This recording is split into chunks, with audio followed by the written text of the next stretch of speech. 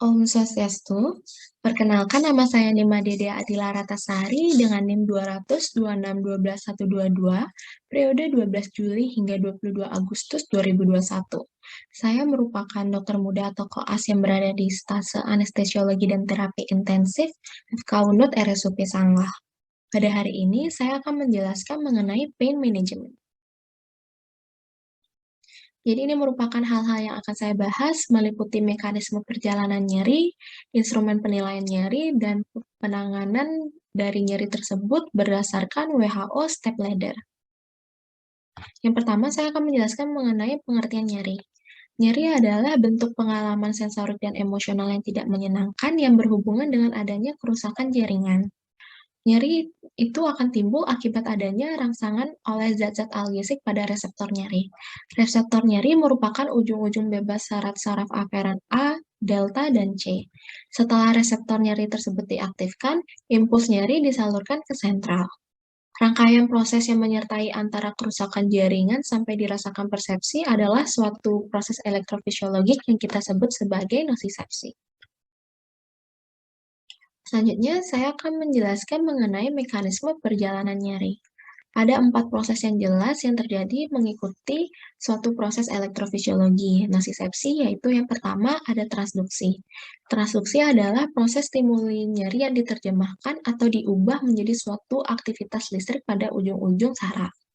Yang kedua ada transmisi, merupakan proses penyaluran impuls melalui saraf sensoris menyusul proses transduksi.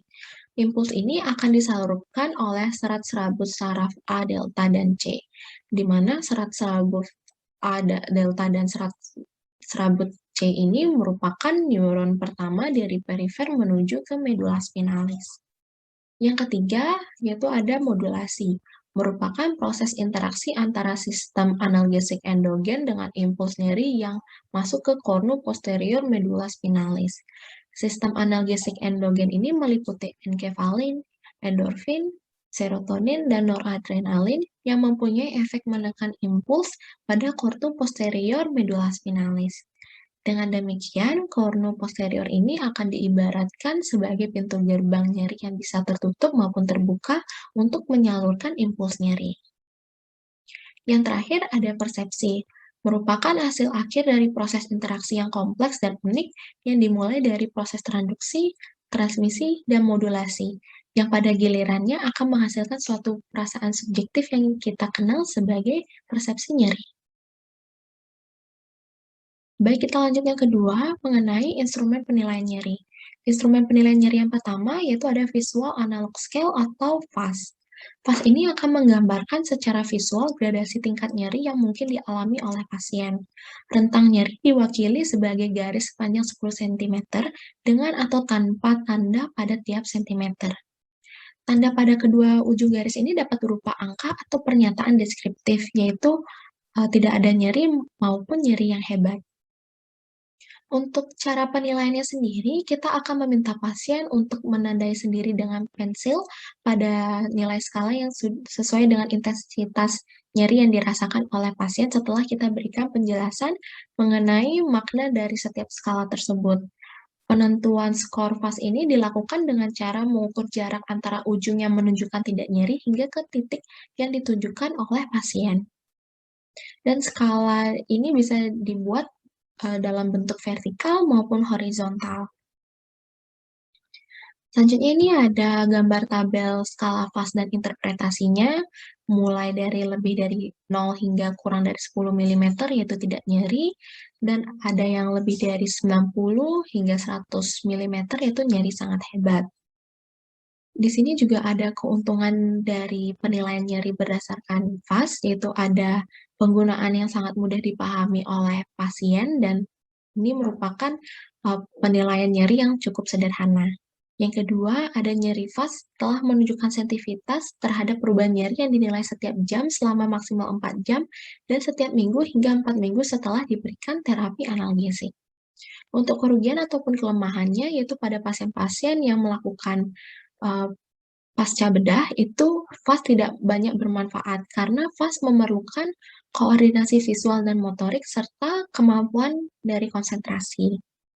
Lalu selanjutnya tidak dapat digunakan pada anak-anak yang kurang dari 8 tahun, kurang dapat dipakai pada pasien yang mengalami gangguan kognitif dan pada pasien-pasien yang sudah tua, dan tidak bisa menilai dari nyeri kronis.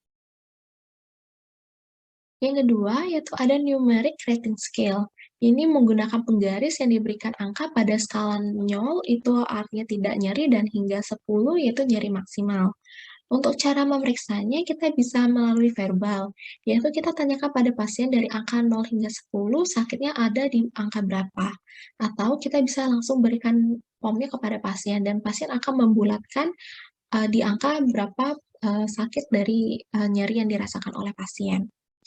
Untuk keuntungan menggunakan NRS ini yaitu sederhana dan mudah dimengerti, dapat menilai nyeri akut, dapat menentukan berbagai perubahan pada skala nyeri, dapat menilai respon turunnya nyeri terhadap terapi yang diberikan, dan bisa langsung ditanyakan kepada pasien.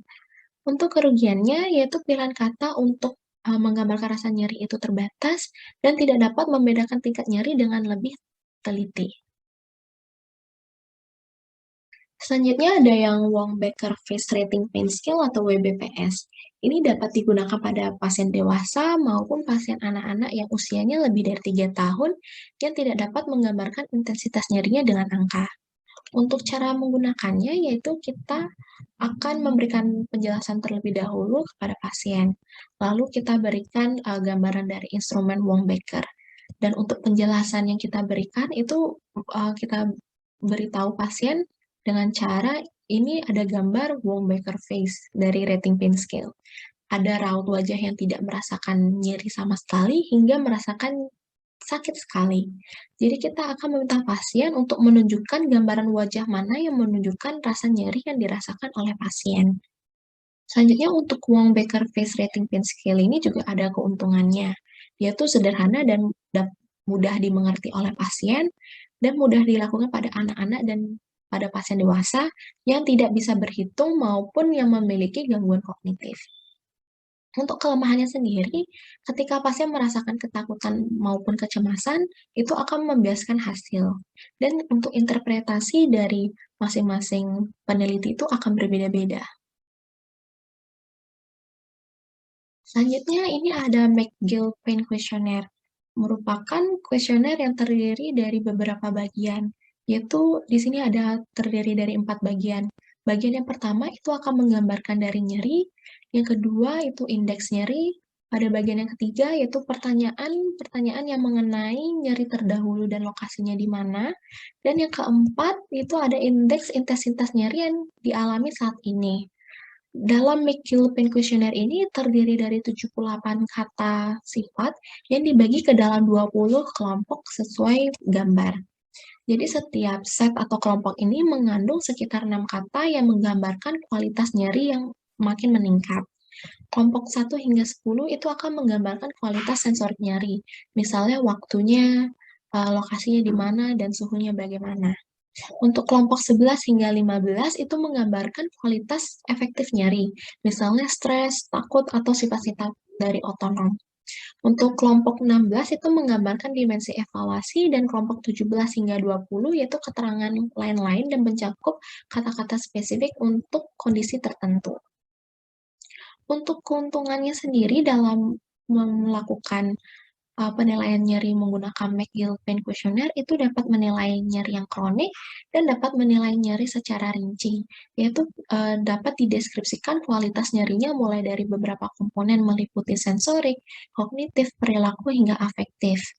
Untuk kerugian menggunakan McGill Pain Questionnaire ini yaitu membutuhkan waktu yang cukup lama untuk menilai dari intensitas nyeri, lalu pasien cukup sulit memahami isi dari kuesioner dan salah interpretasi dari dokter karena kalimat-kalimat yang rumit. Selanjutnya ada Pain Diary. Jadi ini saya ambil dari Daily Pain Diary untuk pasien-pasien kanker. Jadi Pain Diary ini merupakan catatan tertulis mengenai pengalaman nyeri pasien dan perilakunya. Jadi jenis laporan ini sangat membantu pasien untuk memantau variasi status penyakit sehari-hari dan respon pasien terhadap terapi. Jadi di mana pasien akan mencatat intensitas nyeri yang timbul dan kaitannya dengan kegiatan sehari-hari. Untuk dari Daily Pain Diary ini terdiri dari beberapa komponen, meliputi hari dan tanggal ketika dirasakan nyeri, nilai nyeri tersebut menggunakan angka 0 hingga 10, di mana lokasi tersebut, pada saat apa nyeri berlangsung, nama obat dan dosis obat apa yang dapat meredakan nyeri tersebut, lalu tindakan apa selain meminum obat atau tindakan non-farmakologi apa yang sudah dapat dilakukan, berapa lama nyeri itu berlangsung, dan bagaimana nilai nyeri setelah 1 jam setelah diberikan obat nyeri. Untuk keuntungannya sendiri, yaitu dapat menilai nyeri kronik, dapat membantu untuk mengetahui pola nyeri, memahami penanganan yang efektif itu bagaimana, dan dapat dijadikan data ketika akan konsul kembali. Untuk membantu untuk mengetahui pola nyeri ini misalnya kambuh pada waktu tertentu, suhunya bagaimana, setelah aktivitasnya bagaimana, seperti itu. Dan untuk kerugiannya yaitu penilaian nyeri tergantung dari subjektivitas dari pasien. Selanjutnya, saya akan menjelaskan mengenai prinsip penanganan nyeri. Jadi garis besar prinsip penanganan nyeri mengikuti WHO 3-step analgesic ladder. Jadi ini 3 langkah tangga analgesik menurut WHO, yaitu terdiri dari langkah yang pertama, yaitu langkah awal hendaknya menggunakan obat-obat analgesik non-opioid. Bisa juga ditambahkan dengan terapi adjuvan. Untuk obat-obat yang dapat diberikan itu seperti pada gambar ada COX-2, aspirin, acetaminophen, diclofenac, ibuprofen, tenoxicam, Panadeine, dan Nurofen.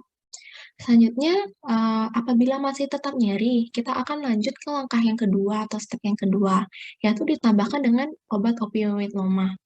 Yaitu obatnya seperti kodein, propifexin, tramadol, DHC, dan ini dilakukan ketika pasien mengeluhkan nyeri dengan rating scale-nya itu 4 hingga 6. Bila nyeri itu masih menetap atau belum mereda, maka kita akan lanjut ke langkah yang ketiga.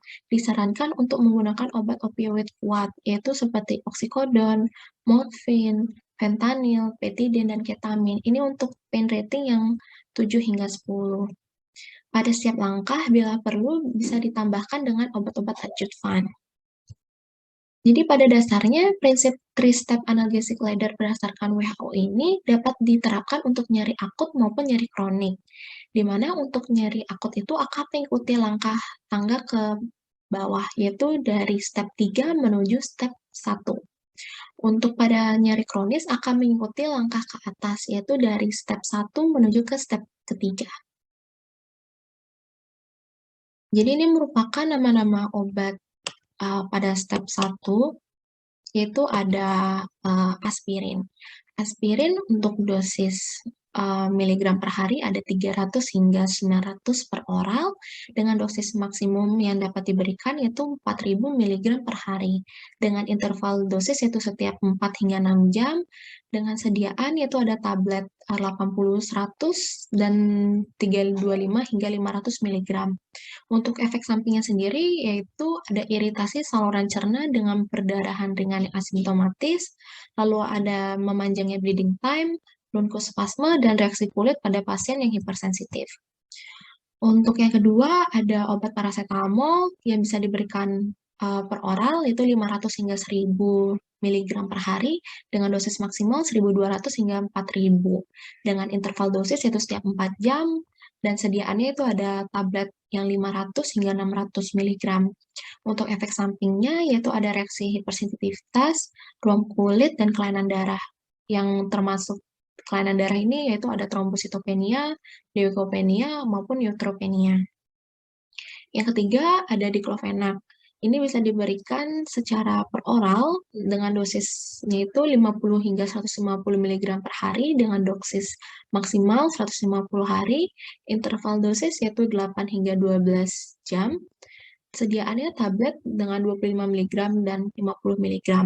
Untuk efek sampingnya itu ada nyeri atau kram perut, sakit kepala, diare, mual, anemia, hingga hepatitis.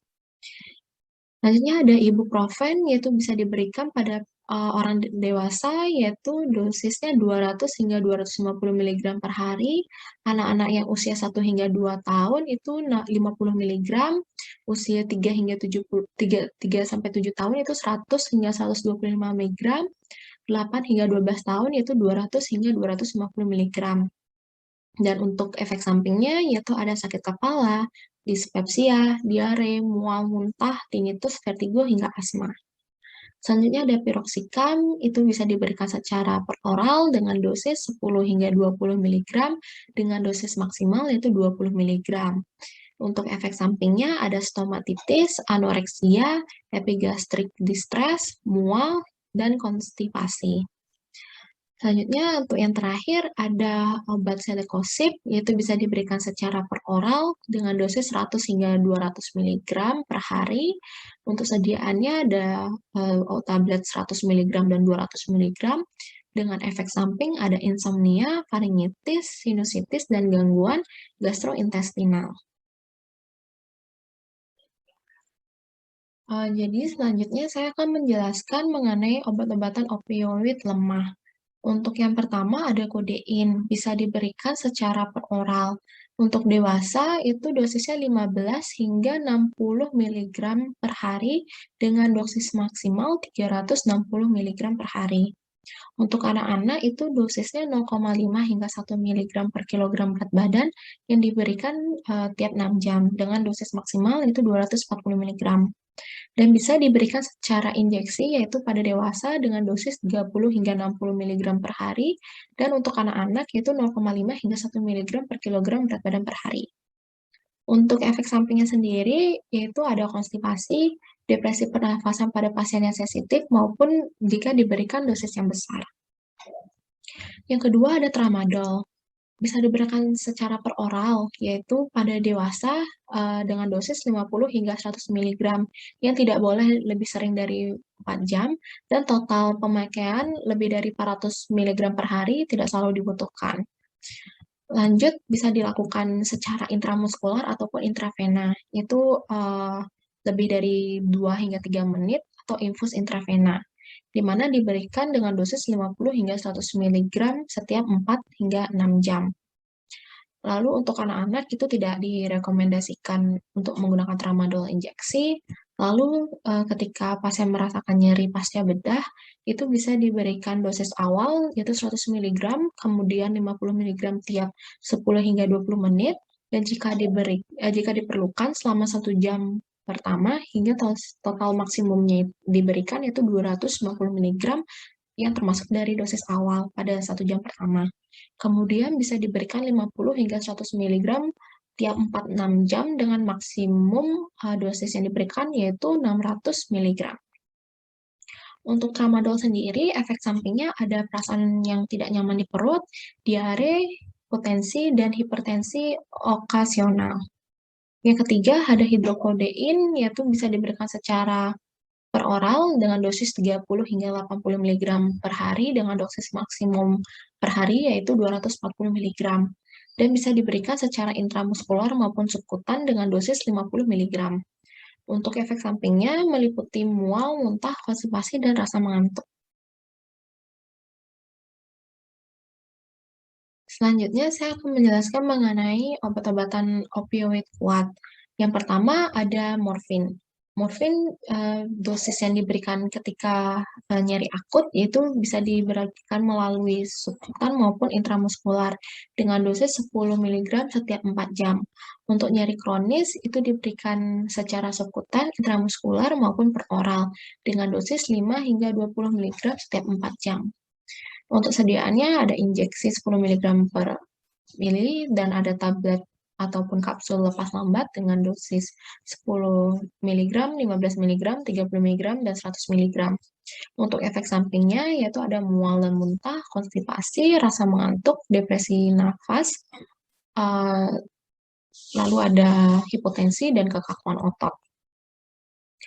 Untuk yang kedua yaitu ada petidin.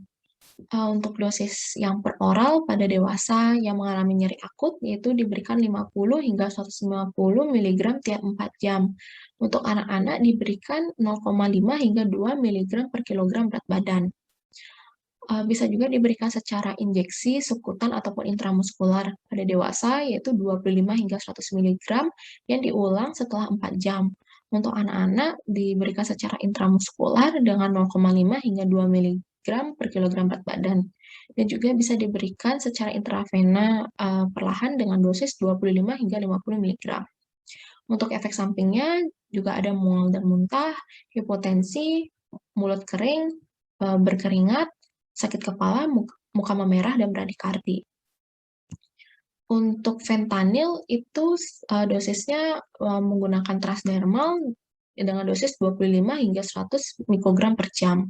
Untuk sediaan injeksi intravena ini hanya digunakan pada saat pembedahan. Untuk pasca bedah biasanya menggunakan transdermal yaitu berupa patch. Untuk cara pakainya sendiri, patch-nya itu akan kita tempelkan pada permukaan kulit yang kering, yang tidak terkena sinar matahari, dan tidak ada daerah yang berambut. Dan ini akan dilepaskan setelah 72 jam atau selama 3 hari dan akan ditempelkan di tempat yang baru, di tempat yang lain.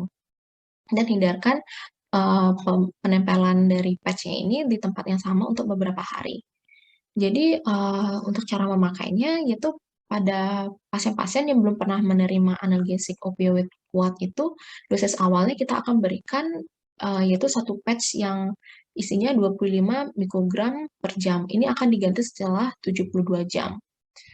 Jadi dalam 25 mikrogram per jam ini akan dilepaskan selama 72 jam.